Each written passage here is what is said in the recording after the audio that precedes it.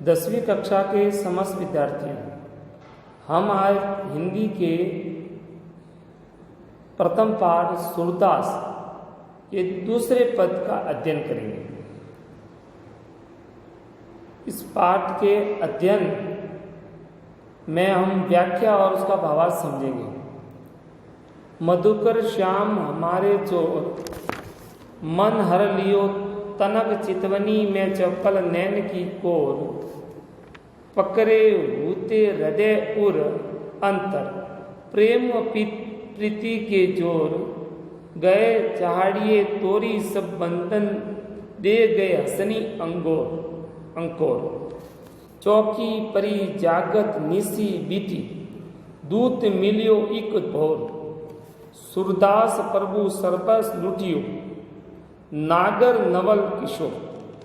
अब हम एक एक पंक्ति का भावार्थ समझेंगे अर्थ सहित। मधुकर श्याम हमारे जो, गोपियां कहती हैं कि हे मधुकर अर्थात हे उद्धव, कृष्ण हमारे चोर है। दूसरी पंक्ति इस प्रकार है, मन हर लियो तनक चितवनी में चपल नैन की कोर। उन्होंने अपनी जरा सी मधुर दृष्टि तथा नेत्रों के कटाक्ष से अर्थात प्रेम पूर्ण तिरछे नेत्रों से हमारे मन को हर लिया अर्थात चुरा लिया।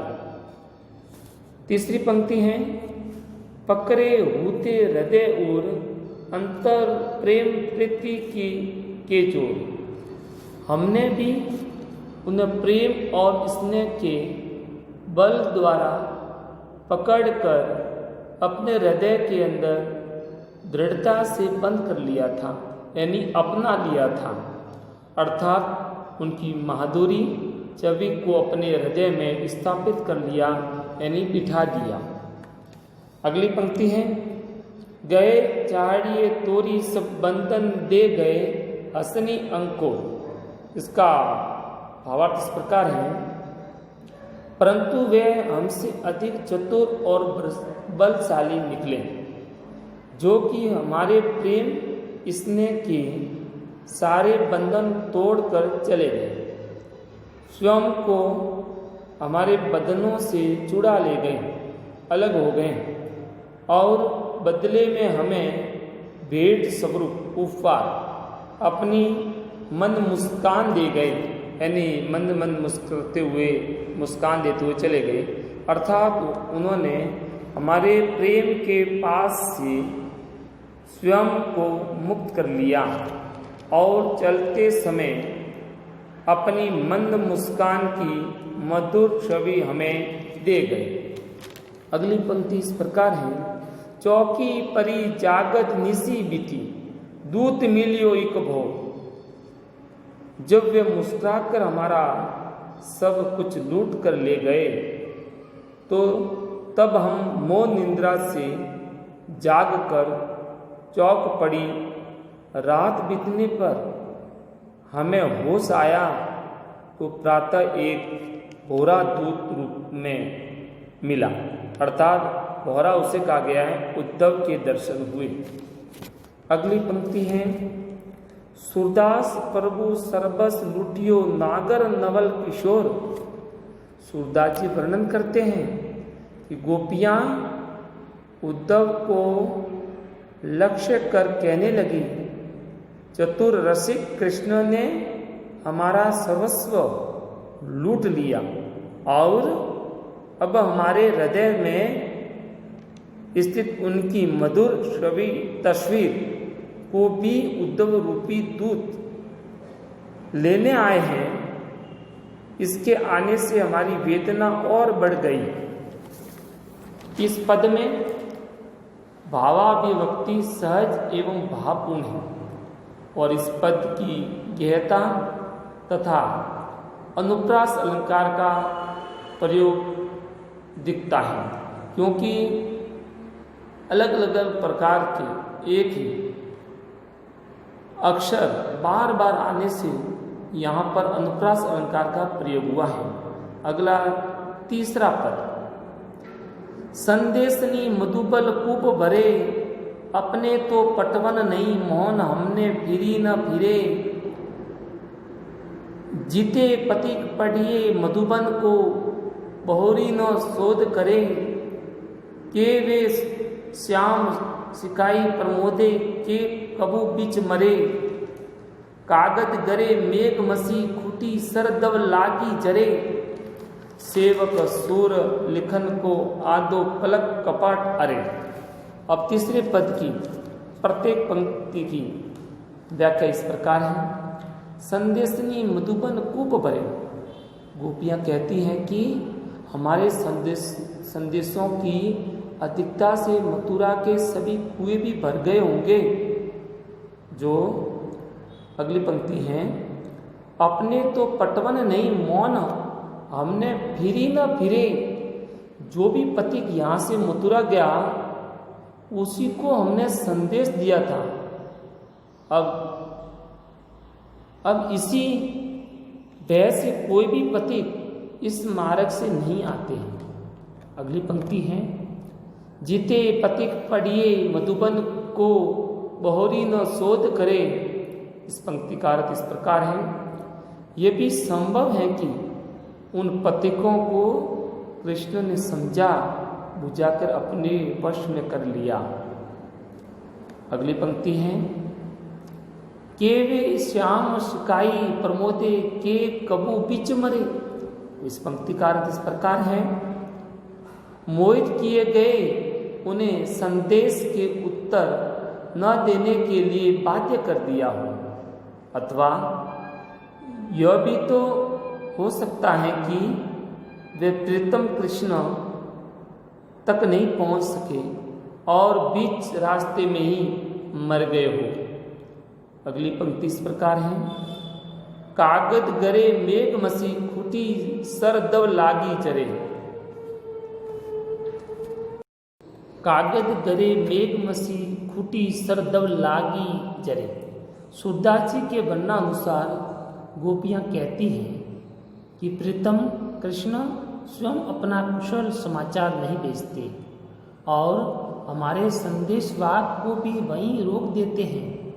पत्र न भेजने का कारण यह हो सकता है कि मथुरा में कागज पानी से भीग कर गल गए हो, स्याही समाप्त हो गई हो और लेखनी के रूप प्रयुक्त होने वाले सरकंडे भी जंगल की आग में जल गए हो। सेवक सूर लेखन को आंदो पलक कपाट अरे। इस पंक्ति का अर्थ इस प्रकार है, वैसे भी अंधा व्यक्ति अथवा अंधा सेवक पत्र कैसे लिख सकते हैं जब पलक रूपी किवाड़ ही नहीं खुल पाए, यानी आंखें नहीं खुलती रहे तो वे पत्र भी कैसे लिख सकते हैं और हमें संदेश पत्रों का उत्तर कैसे मिल सकता है। नेत्र के पलक पर किवाड़ का आरोप किया गया है इस पद में, इस कारण रूपक अलंकार है और रूपक अलंकार के साथ अनुप्रास अलंकार और अतिशयोक्ति अलंकारों का इस पद में प्रयोग हुआ है। अब तीसरा पद है,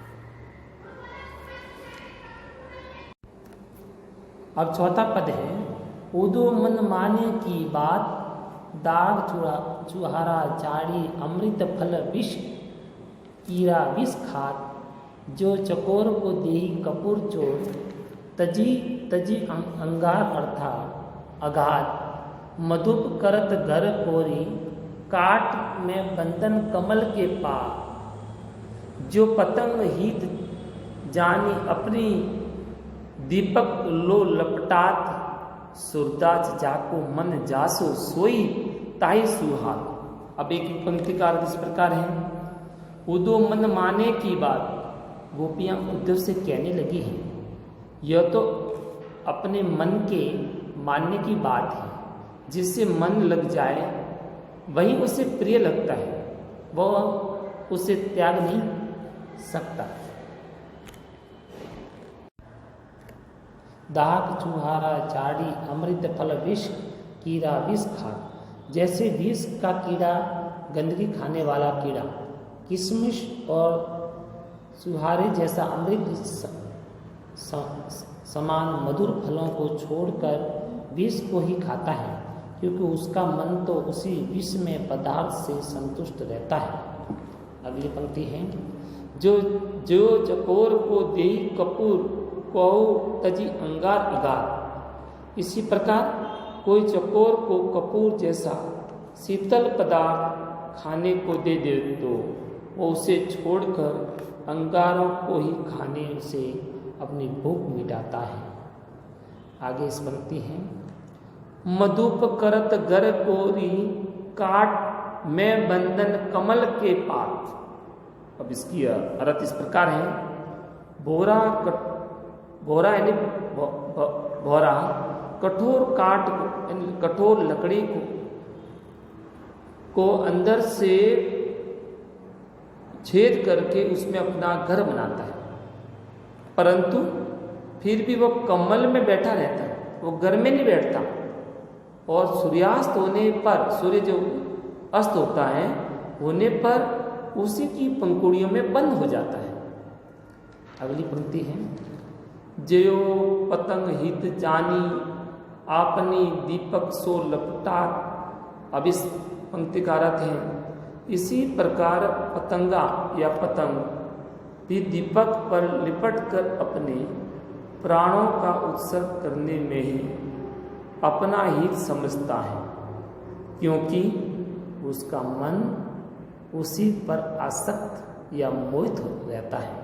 इसलिए दीपक पर लपटने पर अपने प्राण दे देता है, लेकिन दीपक की लौ को नहीं छोड़ता, क्योंकि जिस प्रकार श्री कृष्ण पर गोपियों का जो प्रेम और आसक्ति बड़ी थी, अपना प्राण देने के लिए तैयार थी पतंगे की तरह, उसी प्रकार पतंग भी वो भी अपने दीपक की लौ में जलकर अपना जीवन दे देते हैं। अगली पंक्ति, सुरदा जाको मन जासो सोई ताई सुहार। सूरदास जी ने बहुत अच्छा वर्णन किया है। सूरदास जी के वर्णानुसार गोपियाँ कहती हैं कि उद्धव जिसका जिससे लगाव रहता है, उद्धव जिसका जिससे लगाव रहता है, प्रेम होता है, आसक्ति होती है जिससे, उसे वही अच्छा लगता है।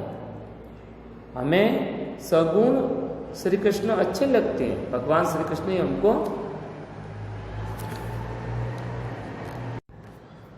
अच्छे लगते हैं, तो हम उन्हीं से प्रेमा भक्ति रखती हैं।